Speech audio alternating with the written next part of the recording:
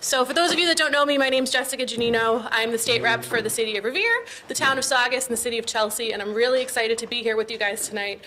For everyone in the room and everyone at home, this is being televised by Revere TV. We're also really lucky to have representation here from the Revere Journal and the Advocate and Barbara Bishop from Winthrop TV. So thank you guys for being here to make sure that this is broadcasted.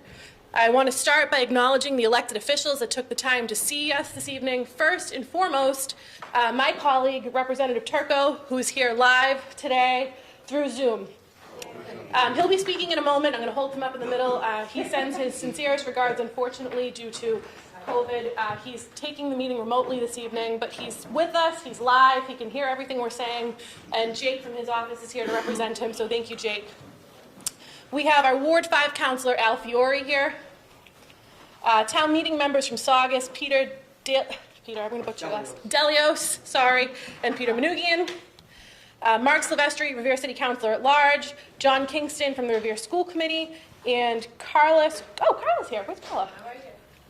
Hey, you snuck in. Carla from Saugus town meeting member. She's also the principal of the vocational school. So thank you for being here. Really excited to see so many community members here this evening, as well as elected officials. Did I miss anyone else? No.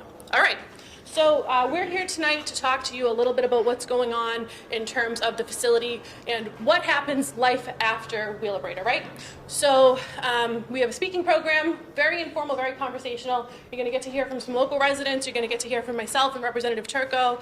And we're very lucky to have people from the DEP here. So thank you guys for taking time out of your day to be here to answer questions and support our community. We have Kirsty Pesci here from Conservation Law Foundation, Cindy Lupi here from Clean Water Action, Stephanie here from the Alliance, and what's the other organization, Stephanie? Save. And Jackie Mercurio, who's a longtime Saugus community member, one of the founding members of the Alliance for Health and Environment. So we're lucky to be surrounded by so many good people tonight. At this time, I'm going to turn it over to my colleague, Rep. Turco. I'm going to turn the volume all the way up. Chris, can you hold the microphone? I have Chris from my office here as well. And I'm going to move him to the middle. Talk nice and loud, Rep. Thank you very much. Thank you everyone for coming tonight. Hopefully you can hear me. I'm sorry I can't be with you. I tested positive for COVID yesterday and so I have to quarantine.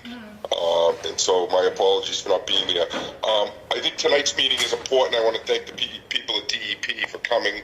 I want to thank Commissioner Suberg for giving us a letter back last fall to make clear that his understanding of current law is that the landfill, once it reaches its capacity, will not be able to expand beyond that. And that led to a discussion amongst people on the call and after to say, well, let's start talking about what happens after the landfill reaches capacity. I think it's important to stress the people from DEP are not here to talk politics. They're here to give what the lay of the law is in terms of what happens when the landfill closes, what the process is, how long the monitoring is, and so they'll do their piece. But I just think in fairness to them, that's what they were invited here to do, is talk about what happens from a legal and technical standpoint once the landfill closes. So I want to thank everyone for joining us tonight, thank my colleagues in local government that are here, and thank the great advocates, particularly my pal, my new pal from Winthrop, Cindy Lupi, who's been my instructor on environmental issues since I've been sworn in. I appreciate you taking the time to bring me up to speed. Thank you very much. Awesome. I'm going to put Rep. Turco down. So Rep. Turco will have the camera on, the sound is on, he can hear everything, he can see everything. He's just as much here as if he would be in person. I also wanted to take a moment to acknowledge Senator Markey's office for being here, and Liam and Katie from Senator Markey's office. So it's really exciting that we not only have local officials, we have state officials, and we have federal officials. So this is all the people that we need to be here to listen and to start this conversation. So at this time, I'm going to hand over the Revere TV microphone to a community advocate who really was one of the first people to bring me up to speed on these issues. Her backyard is absolutely beautiful, but right in the middle of it is the incinerator that we're here to talk about today, and that is Loretta LaCentra. So give Loretta a warm welcome. And I'll put this here. The mic does not broadcast volume, but it helps so that the viewers at home can hear us. So you can hold it, you can walk around, make yourself comfortable. Okay, perfect. Thank you, everyone, for coming tonight. I so appreciate it. I hope tonight's presentation and the question and answer forum will give everyone an opportunity to understand the importance of the closure plan and what it will look like in the near future. Just a little background for me. For the past 38 years, I've lived in the neighborhood, which we know is less than a half mile from the incinerator and the ash landfill. We've been told on multiple occasions that the landfill would be closing. Initially in 1996, it was scheduled to close because it posed a danger to people's health and the environment. So here we are, fast forward 26 years later, and we're still trying to understand why this landfill remains open. With the landfill approaching a point where it will be at its full height of 5 stories high within the next few years, we're once again being promised a closure date. Although a little skeptical, I am pleased that Mass DEP has stated that they will not support any further expansion of the ash landfill. So the final closure will be a relief to me and, of course, all of my neighbors who live in this area. We've experienced odors from the landfill, as well as hazardous ash that blows over from the landfill and settles on our homes and on our cars. I have to wonder how it impacts our health and the high cancer rates that we continue to see in our neighborhoods. I wonder if it's safe to plant my garden every summer, since the soil potentially could contain what's in the ash, which is mercury, lead, dioxin, cadmium, and other chemicals, and that concerns me.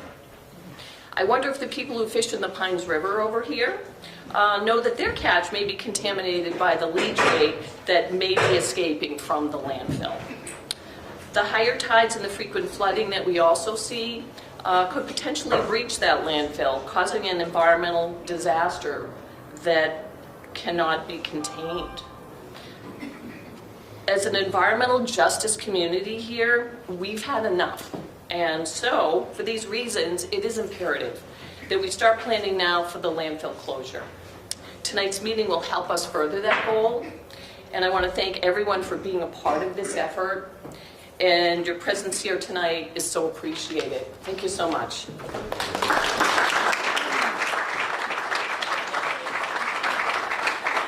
Thank you so much, Loretta. Thank you for sharing your story and for always being here. I also want to take a moment to acknowledge Kim Hanton, who's here from Brian Arrigo's office, our mayor of the city of Revere. Again, unfortunately, due to the times that we're in, his children were not feeling well, so the mayor's home taking care of them, and Kim is here to support us. Thank you, Kim.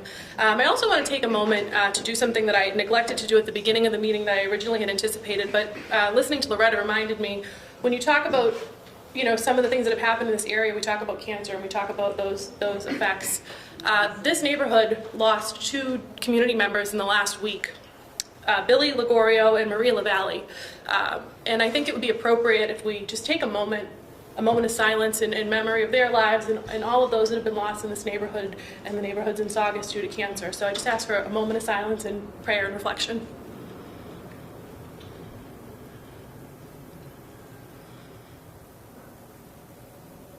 Thank you.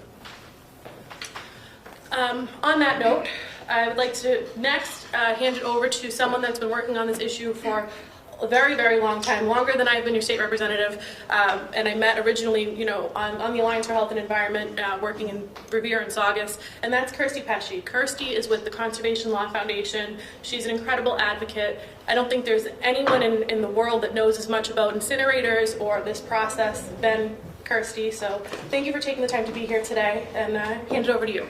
Thank you so much for having me today. today. So I'm going to go through very quickly the legal history as I understand it. So Conservation Law Foundation is a nonprofit organization. We work to protect people's homes and their health all through New England. That's what we do.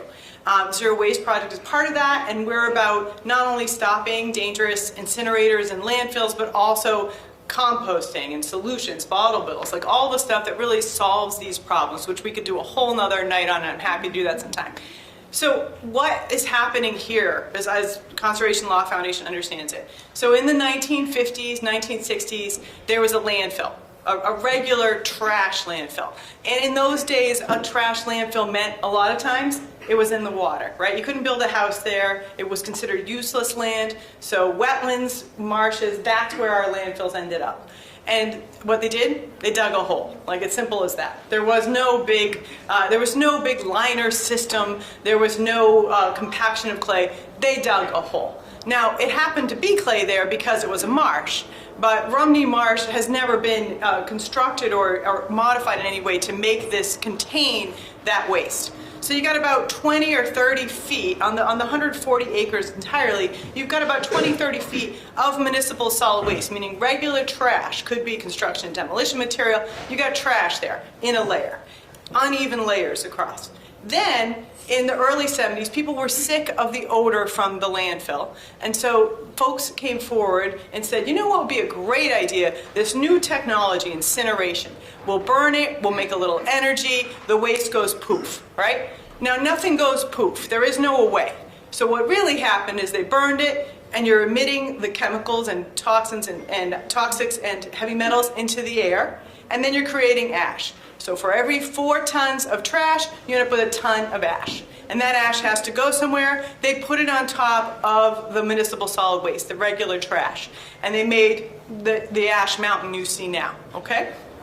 In the late 80s, it was no longer legal to just have an ash mountain in the middle of a marsh. That was no longer legal. And this area, the Rumney Marsh, had been declared an area of critical environmental concern, meaning it's really near people, it's really important for the ecological system here, meaning all the fish, all the eggs from the fish, all that starts in the marsh, right? All the ocean systems start in a marsh. So marshes, we now know, are really important. You're no longer allowed to build.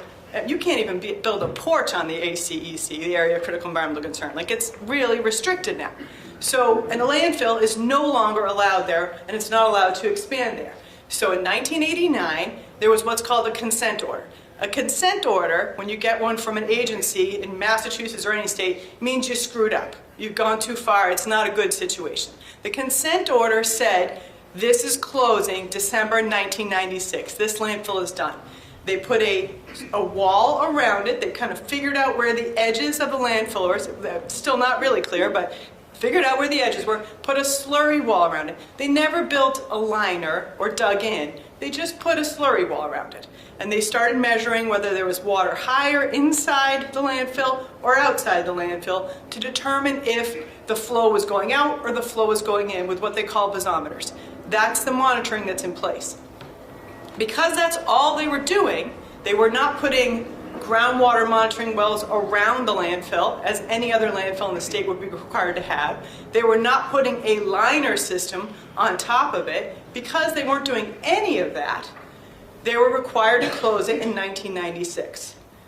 Then what happened is that there were a series of stormwater valleys throughout the landfill for drainage. Okay, so that stormwater would be controlled and go into swales. What the deal was that the Commonwealth of Massachusetts said, you are going to shut the landfill down, you being Wheelabrator is going to shut the landfill down once the landfill looks like the final engineering plan. And then they proceeded, instead of closing the landfill in December of 1996, they proceeded to amend that consent order and the final engineering plan, I think it was 11 or 12 times over the years. And every time what they did is said, you can fill up one of those stormwater valleys, a little bit more. So they didn't add anything to the height, and they didn't add anything to the footprint of the landfill, but they filled up the valleys a little bit more each time, okay? So the last time that Wheelabrator suggested filling up the valleys a little bit more, the town of Saugus said, wait a minute, isn't this an expansion? Don't we need to do what's called a site assignment modification?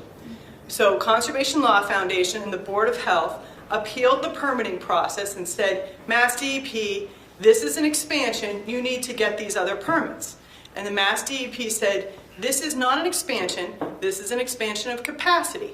And the courts agreed with Mass DEP, so Wheelabrator was allowed to fill the last couple of stormwater valleys, okay? So that's what's happened in the past. And now, Wheelabrator has been telling, or now WIN, I love that, Waste Innovations, WIN. 1974, by the way, this is the oldest incinerator in the country. So there's no innovation here, but okay. And so anyway, the WIN has said, we're going to expand the landfill again to the people of Saugus. And we're going to make a deal with you, right, to pay you. That's not in writing. We don't know what that looks like, but that's the discussion. So the commissioner of the Mass DEP said, last time when we had this permit discussion in this court case, the commissioner said, this is it. No more capacity at this landfill. And he held to his word. He said, in the letter that Rep. Turco just mentioned, the DEP said, Mass Department of Environmental Protection said, there will not be a height expansion, there will not be a footprint expansion, because this is in an area of critical environmental concern. So being in an area of critical environmental concern did not save us last time, but it should do so this time. So one, I think you should feel confident about the fact that this is going to shut down. But we keep our eyes, we love you guys, we keep our eyes on Mass DEP because, you know, we have to make sure that their bosses don't change their minds, right? So we keep our eye on that. But I think we've got this beat, so we're going to actually shut this landfill down. That being said, you still have a great big incinerator that's creating 100,000+ tons of ash each year. Now, that ash could go, Wheelabrator owns a Shrewsbury ash landfill, closer to where I live. And then they also just expanded the Putnam, Connecticut ash landfill. So Wheelabrator has plenty of places to send their ash, but what we really need to be doing is to stop burning this stuff, right? I mean, if you're burning 400,000 tons of waste a year, which is a little more than that every year, and a quarter of that, so 100,000 tons, is food, we got to do better, right? So that's why Conservation Law Foundation is about pursuing other solutions that would stop, you know, starve the beast, as my friend Ann Devlin says, stop putting the waste in there in the first place so we can create local jobs, save money, and not have the pollution coming out of the stack and that toxic ash. But so that's the situation legally up to this point, and then the DEP can explain in greater detail how a landfill gets shut down and any other questions you have about those pieces, the technical pieces. But that's how Conservation Law Foundation understands how we've gotten to this point. So I hope that that's helpful, and I don't know if anybody, do you want to do questions now or you want to wait? So we'll do all questions at the end. Okay, all right, so we'll do questions at the end. But so that's where we're at now, okay? All right. Thank you so much, Kirsty. I told you guys she's a wealth of knowledge. When it comes to this, she's my point person regarding incineration, you know, not only for the state of Massachusetts, but she's researched this all over the country and how it works and what's happening in different places. But what makes ours so unique, as she mentioned, this is the oldest incinerator in the United States, not Massachusetts, in the entire country. And it's also the only unlined ash landfill in the entire country that is in an area of critical environmental concern, which is that beautiful marsh that as soon as the sun goes down, we can open that window so you can see it, but there's really bad glare right now. But it's really quite a shame, right? So thank you for that, Kirsty. Yeah. Excited to introduce our next community member, who I mentioned earlier tonight, and that's Jackie Curio. So Jackie is a lifelong Saugus resident. Yes, she's unbelievable. She's one of the founding members of the Committee for the Health and Alliance, which is a Saugus and Revere community group, but she also has a very unique position on the board in Saugus on the Wheelabrator subcommittee. So Jackie's here to share a little bit about what's going on from that perspective with the city of Revere and people that are here from Winthrop and Saugus. So I'm going to hand it over to Jackie. Thank you. Good evening, everybody. Like Jessica said, I am a lifelong Saugus resident.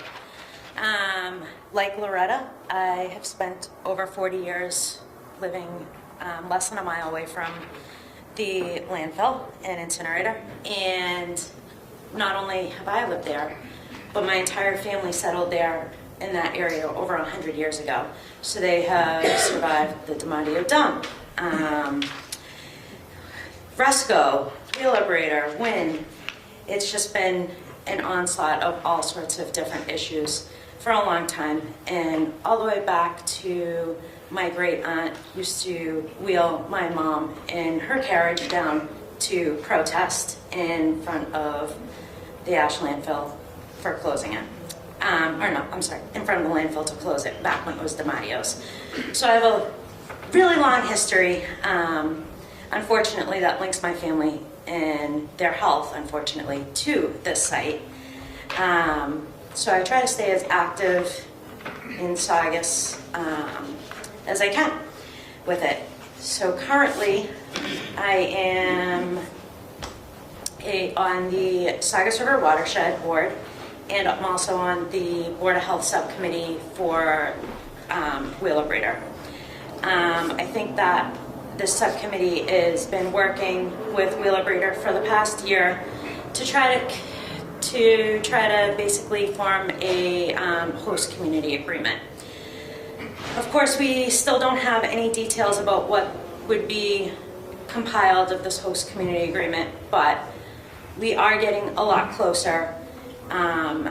The first meeting that we should be hearing some information on the host community agreement is April 14th at 7 o'clock at Saugus Town Hall. I suggest that you try to attend. I think it's going to be a lot of just information and marketing from Wind Waste, and trying to figure out where they can go with the town of Saugus and putting together a deal. And I'm sure that part of it includes some sort of ash landfill, maybe expansion, things like that. But I don't really have too many details of what the agenda will be like until it gets closer. But we're always happy to send out emails and post on Facebook pages and kind of get as much info out as possible regarding the agenda before we get there. And other than that, I would just please ask everyone to attend if they can to that meeting, because you're going to have an opportunity to use your voice and say what you're looking for. One of the things that I've been looking for is that if we do somehow go into a host community agreement, I really would like some more studies to be done, particularly health, water, and air quality monitoring. And we need to get those things in place, the finances in place, and along with what happens after those studies are done.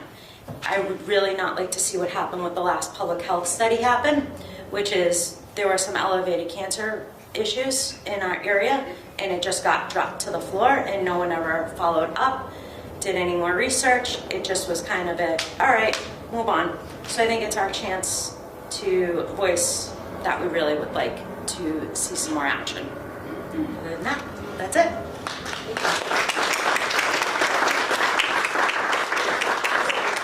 Well, thank you so much, Jackie, for being here. So that concludes the kind of formal speaking portion to the event. Again, aside from just kind of keeping everyone up to speed on what's going on, we have very special guests here from the DEP to answer questions regarding permitting and very specific topics regarding the closure of the landfill. And we want to make sure that we are grateful and respectful for their presence that are here today, and we want to keep the questions centered around those topics. So I will be facilitating. So if you have a question, raise your hand, and we'll start. Yes, sir. This is Ron Clark, who's a lifelong community member from this neighborhood, so thank you. So what happens if they do seal it off, right? And we're all worried about these 100-year storms, and we all know the 100-year storms are getting to be bigger and bigger and more often. So what happens if they do cap this off and we get a huge major flood and it gets into all this? What happens at that point? Does it all just come into the river and we're just stuck with it? Or? So that's a great question. Is that something we find DEP appropriate, or? Well, I'm just going to pass this. So this is just for Revere TV, so people at home can hear. The question was regarding 100-year storms and what happens if we cap the landfill to everything that's in there, the water floods. Well, I think that, you know, the landfill itself, most of the landfill is above the 100-year flood elevation. So in the event of a significant or severe storm, it's probably not going to impact the landfill itself. But again, as climate change increases and more storms come in, I mean, I think you could have that same discussion about any number of facilities that are located along the ocean. Thank you. And I will say on that note, I think regarding that in our perspective, it's the Dewey Daggett site, right? So that's a bigger issue. And the problem is that site's been closed since the 50s, and every single storm, every tidal surge, there's trash coming out of that because it's been in disrepair for so many years. The DEP has been working with myself and Representative Turco to get this repaired. It's a project that we've been working on and in close contact with them. So that's going to be huge in terms of tidal elevations and flooding and storms, because that's a more short-term issue that every single time the tide is coming up and down, since that site is in such disrepair and so old, there's trash coming in and out, right? So the repairs and rehab of the Dewey Daggett will immediately fix those concerns, but... No, I'm glad you brought that up, Representative. We're actually very excited about this project. We've been trying to put together the funding necessary to stabilize the southern side of the landfill, which has been eroding into the marsh for the last 40 to 50 years. We're hoping, fingers crossed, that within the next few weeks we'll have all the approvals that we need. So you will see some activity out at the former Daggett landfill site. It's directly adjacent to Wheelabrator's ash landfill. And essentially what we're going to do is our contractors are going to come in. We're going to pull the trash that's eroded out into the marsh, out of the marsh. We're going to essentially put a rock revetment wall along that south slope to stop the trash from continuing to erode into the wetland, and then we're going to try to restore some of the salt marsh. So it's actually the 43rd site that came into the waste site cleanup program. So think about how long ago this has been in our system for, 50, 60 plus years. So if you, I'm not really good with directions, but if you're on, is that 107? That runs right by the facility. So if you're facing the Wheelabrator, the waste-to-energy facility, the landfill is to the right of that. Right next to that on the Pines River is the former Daggett landfill. So, yeah, so it was owned by a fellow named Dewey Daggett, took all types of trash in there in the 40s, 50s, and 60s, spent all the money. It's owned by a trust that has no assets, so we don't really have anybody to chase. We were able to secure about $2.5 million in mitigation funds from Wheelabrator to help fund this repair work. And then Commissioner Suberg was good enough to give us another $300,000 or $400,000 to finish the job off. So with any luck, this should be done by the end of the summer, early fall. Yeah. While you're here, would you like to introduce yourself and your team that's here Yeah, from DEP? I'm sorry, I should have done that. No, that's My okay. apologies. So I'm Eric Worrell, I'm the Regional Director of Mass DEP's Northeast Region. With me today is Mark Fairbrother, who is the Solid Waste Section Chief, and Courtney Rainey, who is our Legislative Director and works in the Commissioner's Office. And I believe a former DEP alum, Joe Durand, is over there in the corner, too. So hi, Joe. Saugus resident. Saugus resident, yeah. Yeah. I'm going to start over here and we'll go this way. So Jackie.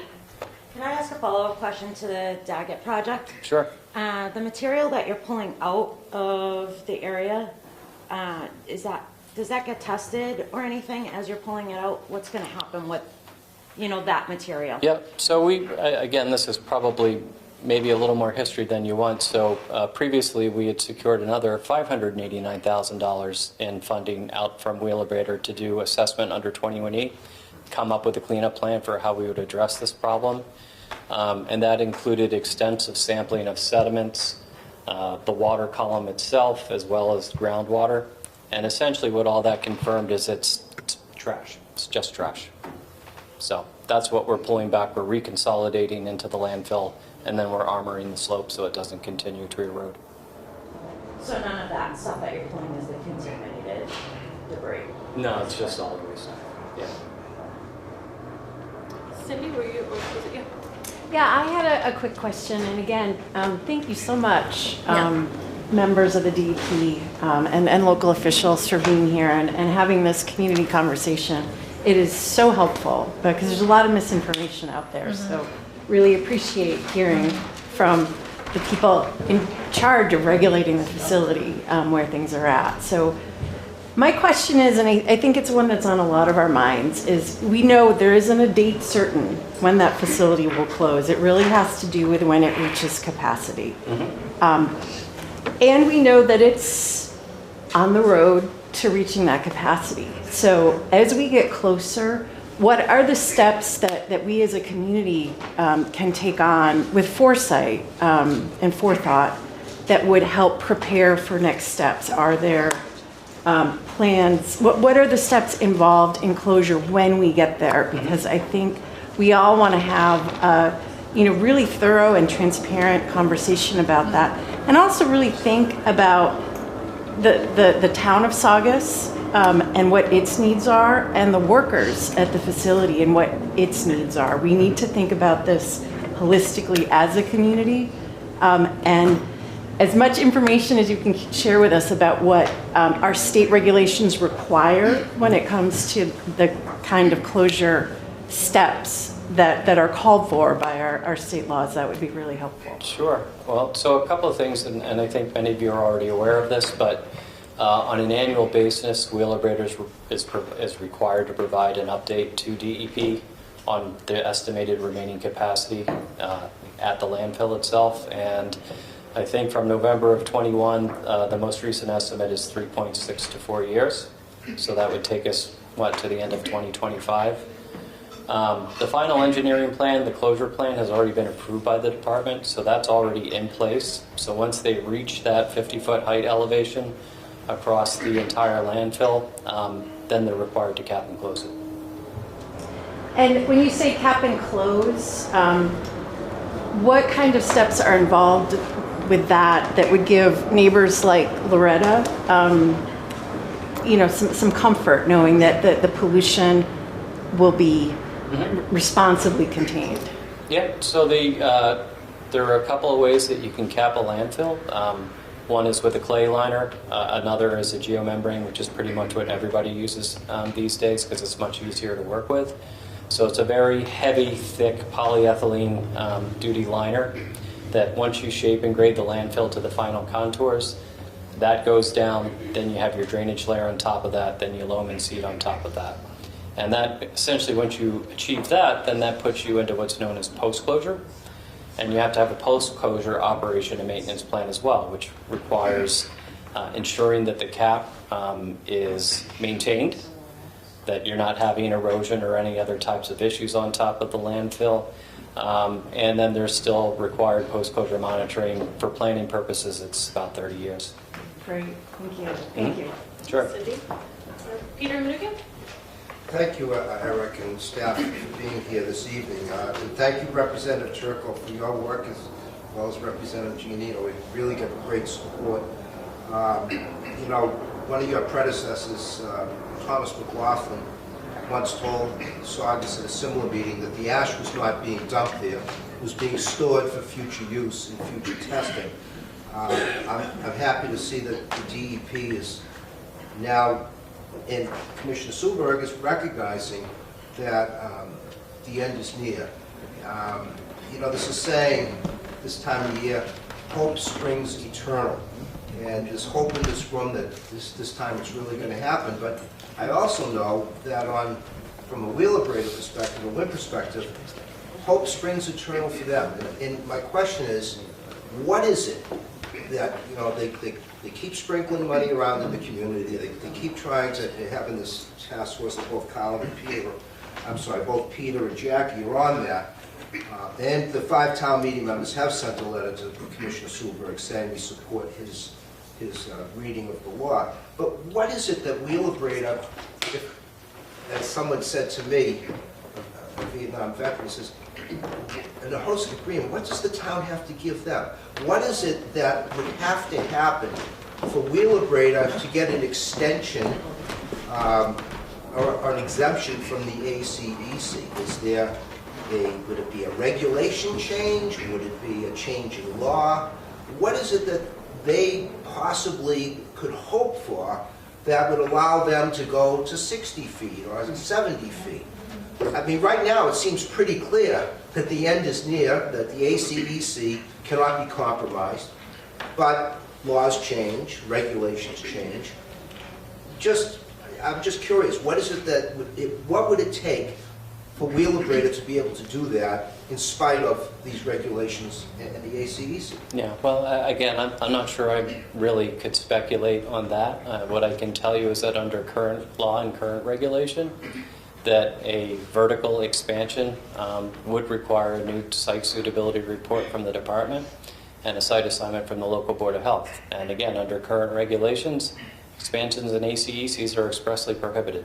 So I will thank you again for that. It's my understanding is congruent with what you're saying. So I guess all of us have to be vigilant that when there are advocates in Saugus, more ash for cash. And it's not going to do anything for Winthrop, it's not going to do anything for Revere, it's not going to do anything for Lynn. What we've got to make sure of is when those advocates in Saugus come out and want to change the law, that we have to stand in opposition to it. And I know they have a lot of influence at various state levels, but Commissioner Sulberg is the guy's aces in my book. He's the best I've seen. And so, but thank you again for coming out and answering our question. Look forward to seeing you at Saugus too. You're welcome. Thank you.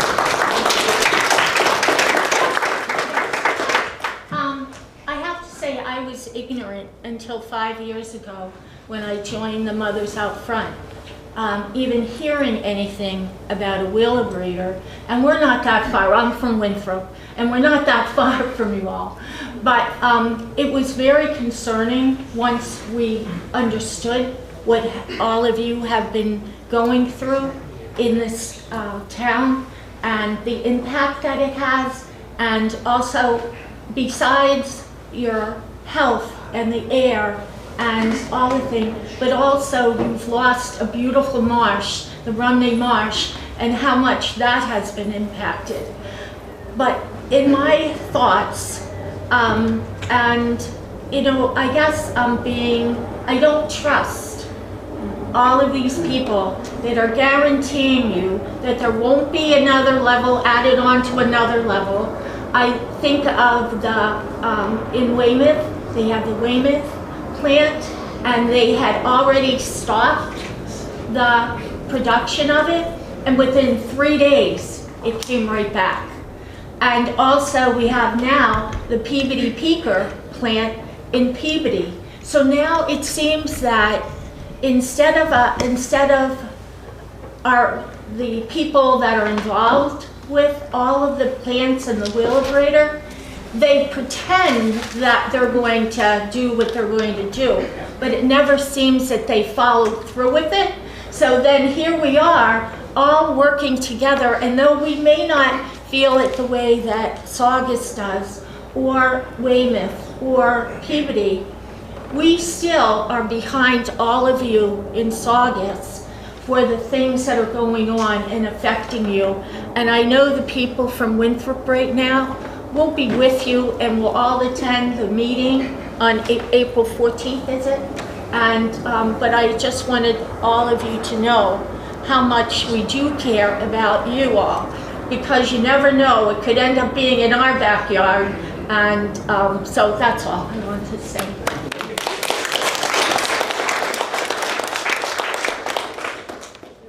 Jake, then Sarah, then Angela. Thanks for coming, Eric. I appreciate you taking the time. I was just wondering, you had touched on it before, but the closure process, if you could just flesh that out a little bit more. So let's say, it's July 2025, the plant closes, what happens next? And then also if you could go into the post-closure process just a little bit too. Okay, so I might need a little help from you here, Mark, but so once they reach the final grades at the landfill, then they would have to start the closure and the capping process at the landfill. So again, as I mentioned, once they get to those final contours, they'll put a geomembrane liner down on, and then on top of that, they'll put a drainage layer, then they'll loam and seed that on top of that. That kicks them into the post-closure operation and maintenance of the landfill, which again, for planning purposes is 30 years. For reality purposes, it's really forever. And so they would be required to make sure that they continually mow and maintain the landfill itself, watch out for things like vectors, do all the required post-closure monitoring at the monitoring network. All that is what's involved with doing that. So is that the level of detail Yeah, you're looking no, for? that definitely gets to it more. Sure. Yeah, thank you. Yeah. Sir? I have a question, but I'd like to make a comment first. I've lived in Saugus for nearly 87 years. I can't begin to tell you how many of these meetings I have been going to since 1992. And nothing happens. Yeah. Everybody knows this, knows the history, knows this, knows that, what they're supposed to do, but nothing happens. Now, the question that I have is, and I've heard them talk about what comes out of the stack and what's going into the water. Has anybody tested the water to see if what is leaching out of there? I hear talk. I have never heard any person ever say that we have tested the water and definitely there is hazardous stuff in that water. I've never heard anybody testing that water. I don't even know about the stack. And that's my question. Have they tested the water? They keep saying the stuff leaches out to the bottom because it's clay, which Wheelabrator says, no, it doesn't. The stuff is just thick and it doesn't leach out.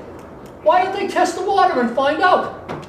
Well, again, I'm not sure exactly what water it is that you're referring to, sir, but essentially because the trash predated Wheelabrator when DiMatteo operated it, there was no way to pull all that trash out.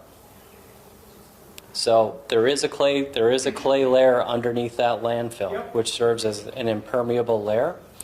And essentially what they did, recognizing that there wasn't really any way to pull all that refuse out, and I think Kirsty touched on this a little bit, they created a slurry wall around there. So essentially what's happening is they're maintaining a much higher pressure gradient outside of that slurry wall than inside the landfill. So that way, there's nothing that can leach out of landfill. That's just simple physics because you have an inward pressure gradient. No, sir, it's not. It's not.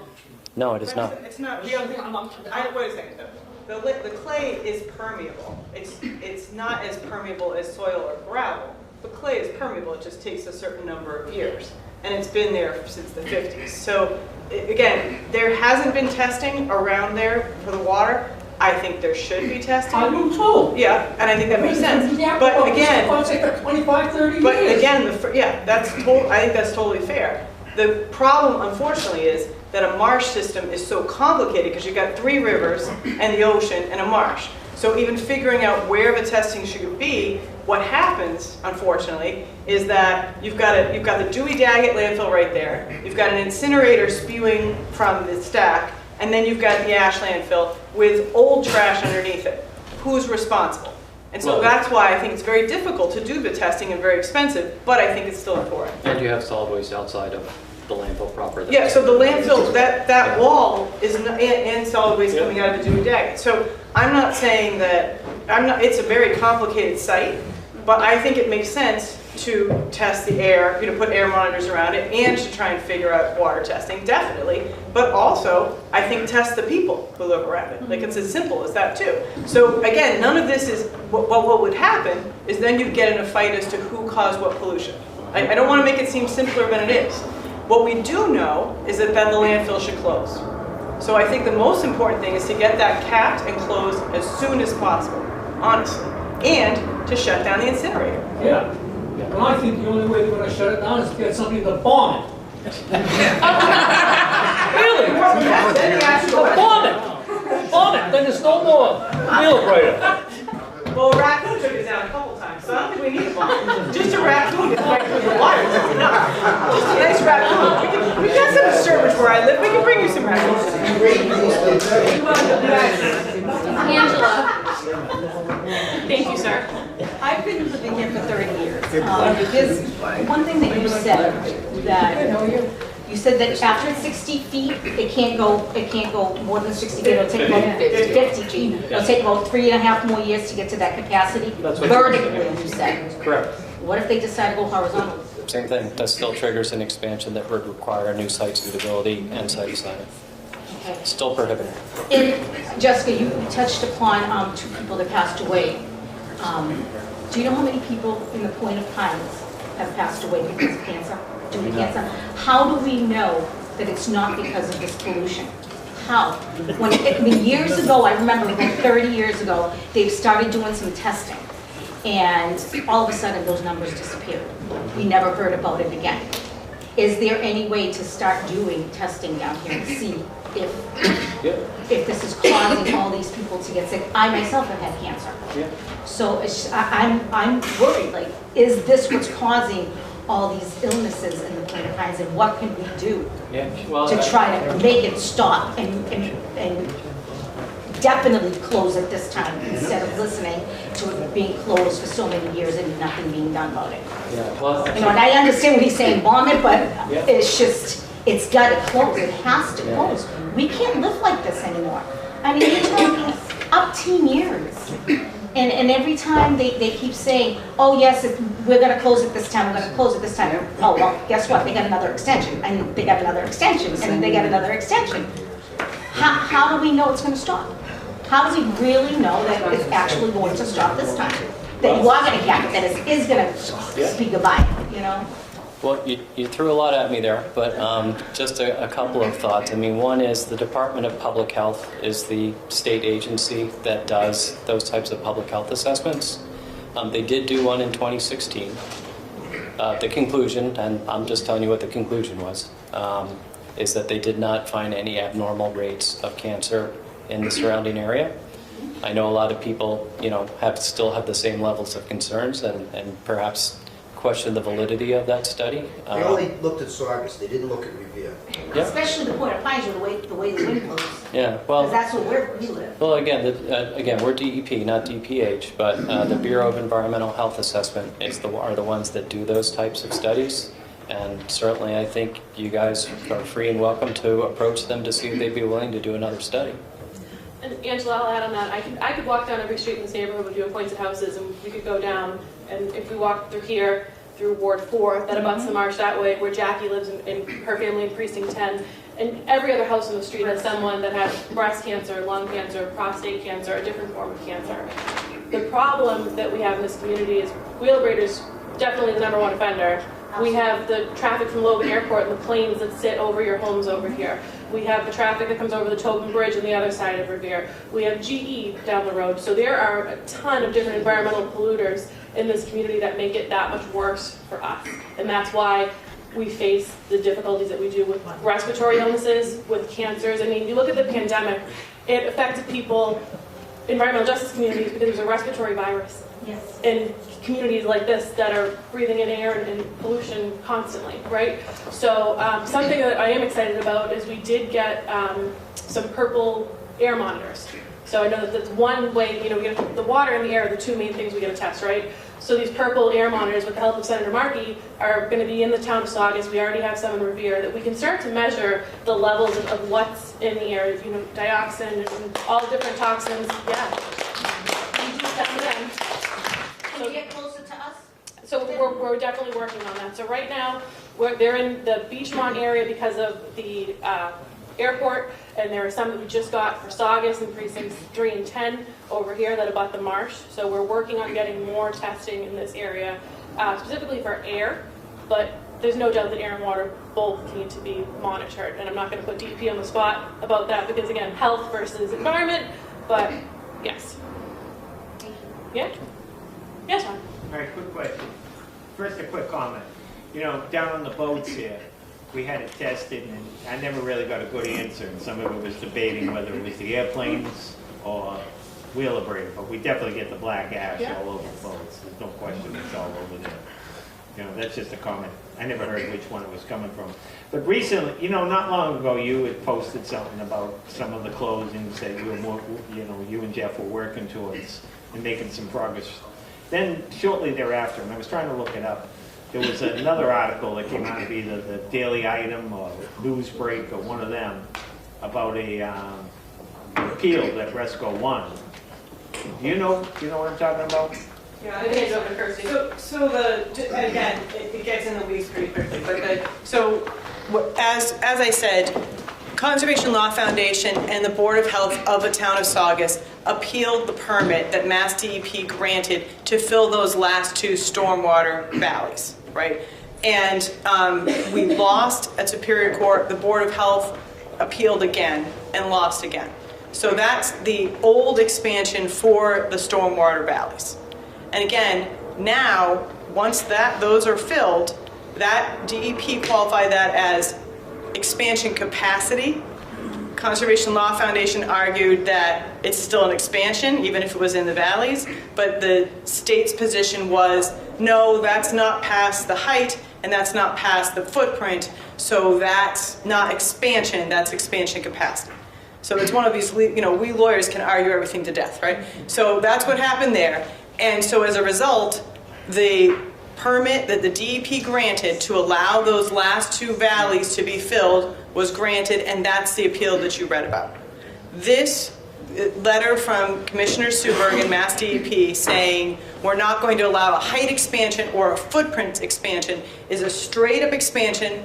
DEP, Conservation Law Foundation, everyone agrees except for perhaps Wheelabrator, because Wheelabrator is still acting like they're going to expand it. And that actually would be my question is there anything else that we can do? Because my concern is that Wheelabrator Win is telling the people of Saugus, we're going to make a deal with you, when there's not an expansion for the landfill to happen, so what's the deal? And I think it's putting the state government and the town government in a pretty pickle, honestly.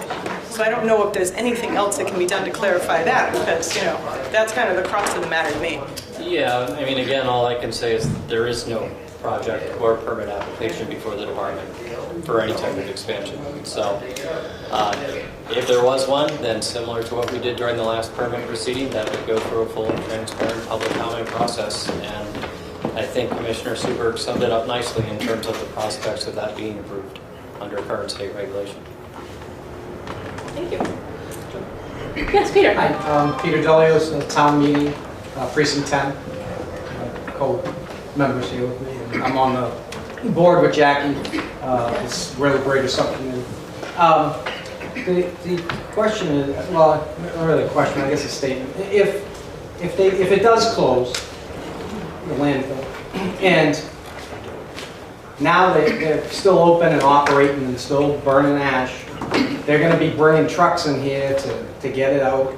And I can name 24 families that I know in our precinct that have had cancer. And we, like Jessica said, we can't pinpoint it. Is it the aircraft? Is it the cars driving down 107 every day? Is it GE? It's at some point we're going to have to get more studies done and test it all the air quality. But the other thing now is if they're trucking it out of here, I mean the trash has to go somewhere. There's 9, I believe, Jackie, was it 9 communities that burn ash there, and they're still going to want to burn it and move it somewhere. So we'll have that impact on 107 and in the area. So it's just I'm just making a statement. I mean, it's that's something that's going to also have to be considered too. Right. They said they could take it out by rail. The vice president said that was an option for them to take it out by rail. It's Jiraj Gosneen is his name. It's in writing to the Board of Selectmen. Don't bring it in the first place. How long ago was that? About 5 years ago. Jiraj Gosneen, you must know the name. Corporate vice president, yeah. But it's interesting. There's a guy that he's changed the name of your committee. His name is Jim Conley. He calls it the Landfill Committee now. It's no longer a Winkins. It's a Landfill Committee. And the Landfill Committee, it's funny. Shrewsbury, that's great. The ash is trucked from Millbury to Shrewsbury, and it's my understanding that the Shrewsbury contingent of Polito and your former boss at the environmental EOEA and all that, they had no problem with it. I mean, we as Saugonians should not buy into the argument that, geez, you're going to have this ash coming down the street. Seal the truck. There's ways to transport it. That should not be an argument that's used to keep the ash in Saugus and affecting this area. Well, they said one truck. Jackie and I, we went to the site, they said one truck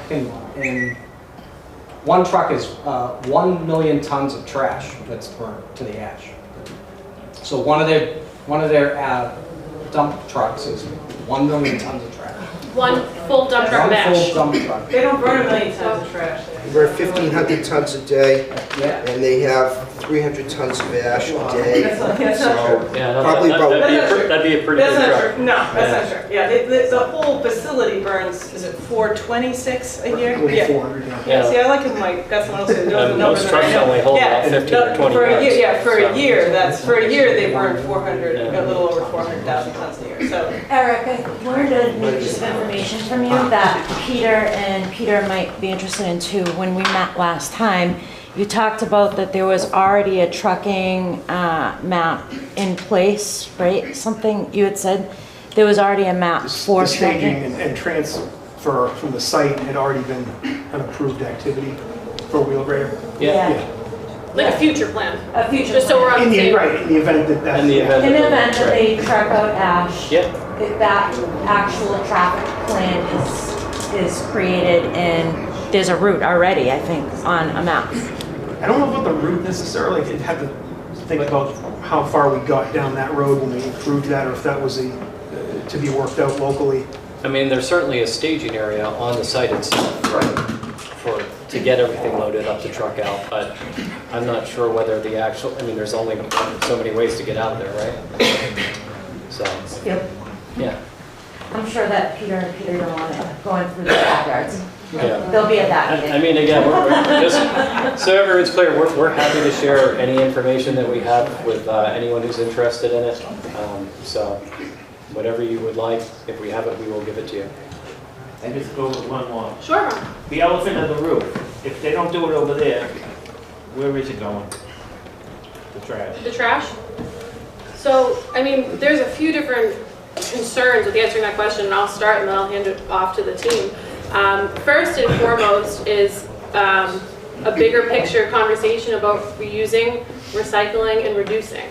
As a community, you know, we need to focus on programs that are better, right? Revere does not have a composting program for a number of reasons. People are concerned about rodents. People have very valid concerns, and that's why there's not one in place yet, because that hasn't been worked out.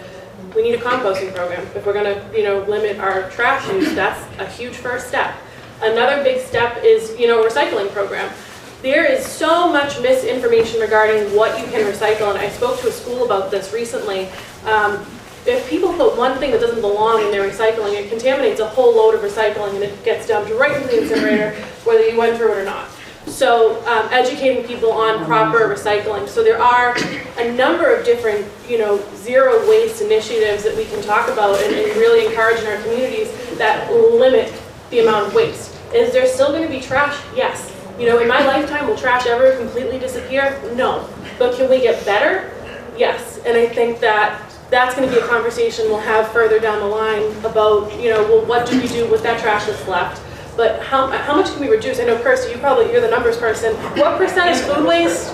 Isn't it like 40%? So food waste is about, it depends, but it's somewhere between 22 and 33%, depending on whether you've got the yard waste in there or what you're looking at. Cardboard and paper are another 25% or so, and that's all about recycling, you know? And so, but remember, it's not about what individuals do or even one city or town does, it's about a system.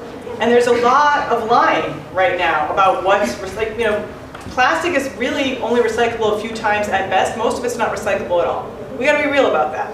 Glass is recyclable forever and you can refill it. So we gotta start having refill systems. Like, you know, there's big system changes that we all need. So everyone's gonna vote, everyone's gonna talk to their rep and say, you know, we need these big systems. But more than that, why should the waste be here, is my question. Right? Like, there's nobody in Wellesley right now having this conversation, people, okay?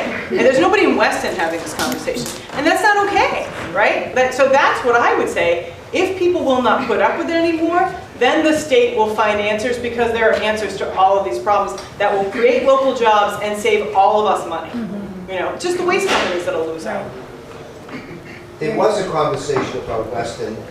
Billy Bulger, when he was the president of the Senate, South Bay was going to have an incinerator. Mayor Flynn and Governor Dukakis department to do that. And Billy Boucher killed it. He said, I'll have an answer for you. And they waited, the news cycle waited 48 hours for Billy Boucher's answer. And his answer was Weston. And he made a brilliant point that way, saying, and I know we have environmental justice people here, that you can't keep dumping on these poor communities to favor the quality of life in these other. My lungs should not subsidize Weston and Marblehead and all these other places. Our health should not subsidize that. And the state has, there's a bigger picture. The state has a zero carbon plan for 2050. And to phase out, this thing is the mother of all carbons over there for what's being produced. So what we're talking about here is completely consistent with the state's goal of being carbon neutral, completely consistent with environmental justice. You know, Frank Sinatra's song, if you could do it here, you could do it anywhere, New York. Well, if they can have slumber walls and Saugus and it works, show me that you can do it elsewhere. Can you do it in Agawam? Can you do it in Millbury? Can you do it in Shrewsbury? No, you can't. Only Saugus has got this carve-out for this unique system. The oldest incinerator, bioaccumulation, a stressed population. It checks all the boxes. And I'm sure Commissioner Suberg recognized that when he wrote that letter, as did Jessica and Rep Turco. So I think hope springs eternal for us tonight, that I think this is going to end when it's supposed to this time. Thank you, Peter. Thank you. Cindy. Thank you. So I think we're getting kind of close to wrapping up. And I wanted to just bounce off Peter's statement about hope, because there's a couple things that all of us can do together, I think, to build hope for the community. One is really think about some of the zero waste solutions. I wanted to report that Winthrop already has over 100 folks who are getting their compost picked up from Black Earth Compost. And there are ways to move this forward. It's really exciting. We'd like to see systems like this move statewide. I don't know, who here can see out the window and see that windmill that, on the Linway? Can everybody see that? Okay.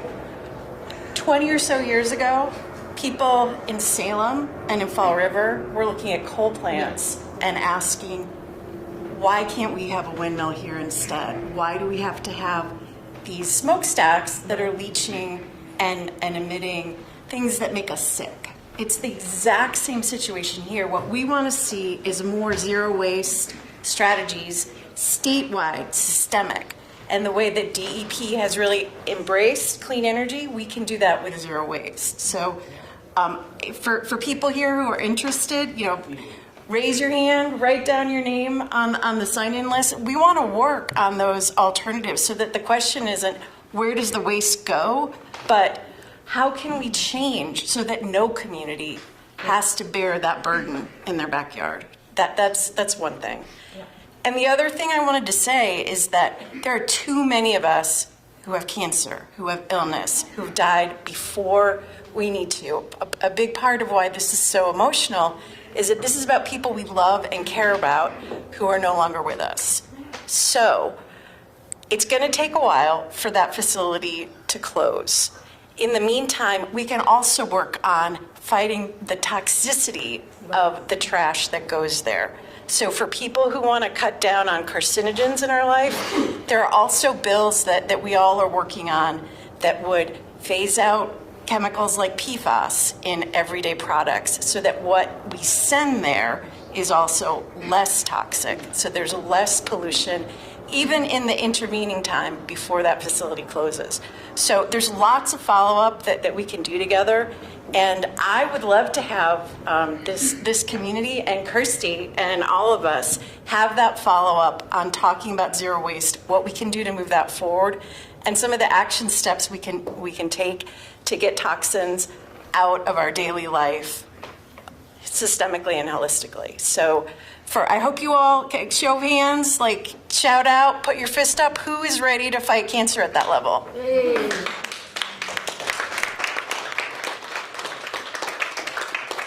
excellent. Thank you all. More to come. Thank you, Cindy. And I also want to acknowledge someone else that's here, Mary from Saugus River Watershed. Mary's a big part of the Saugus and Lynn community that has been a big activist in this for a very long time. At this point, there are no further questions. I really want to thank my colleagues in government for being here tonight that took time out of their day, our friends and neighbors for being here. Thank you. Kirsty, Cindy, Courtney, Mark, Eric. I feel like I just passed the test. Everyone here. Do you think that if everybody in this room marched in together as a group to the DEP, you think it would do any good? Well, the DEP's here, and they're working with us, and we're having a great productive conversation, so I feel really positive. But I think that you get more flies with honey than you do with vinegar, sir, and I think we have a lot of honey in this room.